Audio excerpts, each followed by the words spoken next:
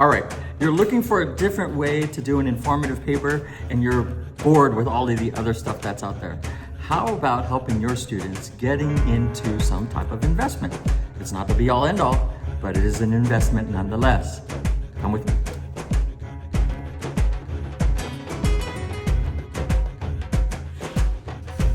All right, for this particular project, you have, I termed it my company journey.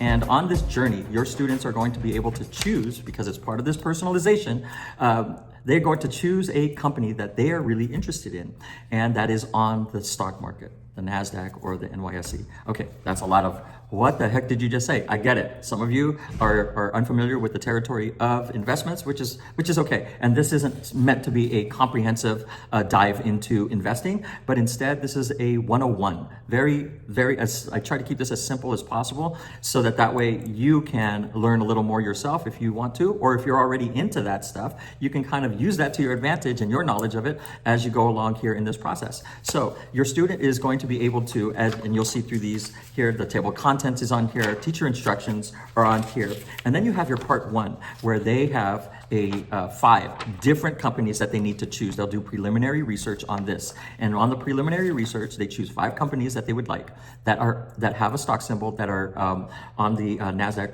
or NYSE, the New York Stock Exchange. And they have to have the symbol that's on there. If it doesn't have a symbol, it's more than likely a private company where they don't give out their earnings or whatever the case is on that. Or they're a much smaller company that they haven't they haven't IPO'd, or they haven't sorry, I'm using all of these little terms. They haven't actually done an initial public offering or gone out and made their company public.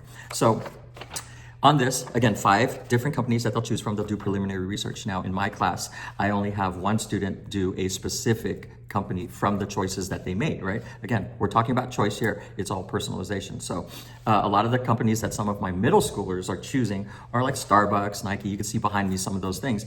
But I had them start thinking about all of the things that they are interested in, what they like to watch, where they like to go, what they like to eat, all of those different things, right? And you help them in that sense in your discussions before you even get to this point. Now, we also talk about what's going on in the world. So we keep politics out of it. We do not talk about any sides of politics, but we talked about fact and what's going on in the current state of affairs as regards to politics. We talk about sports, pop culture, so it helps you out also. If you are kind of distanced from that pop culture aspect, you can start listening into what the kids are talking about, and they don't know what they're going to be doing. They don't know yet that you're actually going to have them do an informative paper on this, and it gives them a lot of, they get a little more jazzed about what they're going to be writing about. So this is why this is really a really cool thing I like to do in class.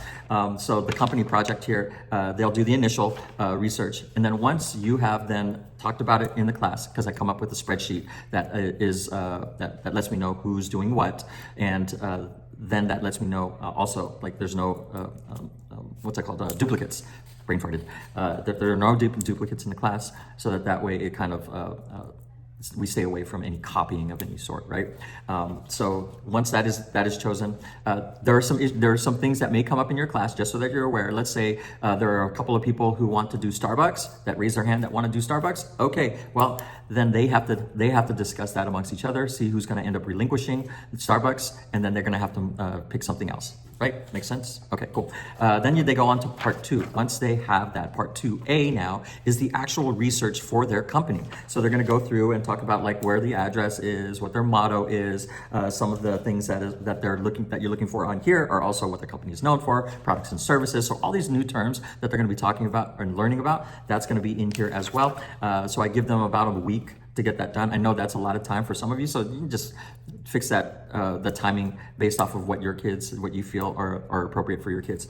Then part 2B, at the same time, your kids are going to be looking at the actual stock market and tracking that, what the opening number is, as far as where their company is, how much it's worth, per share, that is, on the day. So they're going to have to track that. Yahoo Finance is a really good place for them to check on, because it also allows a history, just in case your students, sometimes students don't like to follow along with this, even though I tell them so many times to follow along with it. they will have to do research on the history of it, and then they'll be able to see the opening and closing numbers for their particular company as that goes along. Then after that, they also are to put down also what happened during the day, that news-wise, right? Was there something political that happened that maybe it influenced their particular company? Right now, as of this taping, tariffs is a whole big issue, right? And the talk of tariffs. So we talk about that and how that may or may not affect their companies. So looking at that, right? And then once they're done with the research, then they go into part 3, and it goes into this graphic organizer that will get them a minimum of 9 paragraphs. What? Yeah, 9 paragraphs. But this graphic organizer is going to help them out in that. So just walk them through that, and it's on here as well for you. I tried to make this as easy as possible, and it coincides with the research. So whatever they have researched, they'll just kind of plot it into the particular section that it belongs in. Okay? And then after that, then they go into their drafts. Now, whether if your students are just writing, just like physically writing, then there's some I've created some space for that. Or if they're typing it up from the graphic organizer, then they can go ahead and do that from the graphic organizer and plot that over. My kids are, and through all of the writing that I've done always before, there's a certain way I go about that, and I put that in a different video. So you can go ahead and click that link in the description below, and you'll see how I go about the way I have them type up their papers and what they look at, right? There's a specific method to the madness. But there's also a rubric for this particular paper, and then it gives you different kinds of examples and how you can go about certain project aspects on there. So if you want to check those out. And then there's also another way that will help out with your part 5, I believe, or that I gave you a 5th choice on here. Yeah, choice number 5 is called What You Got. And on there, it kind of gives the students liberty as to how to do that. But if you're confused or want to know more on how you could do that, I will leave in the description as well. Thanks for joining me today. Thank you for your interest in this. And if you did purchase this,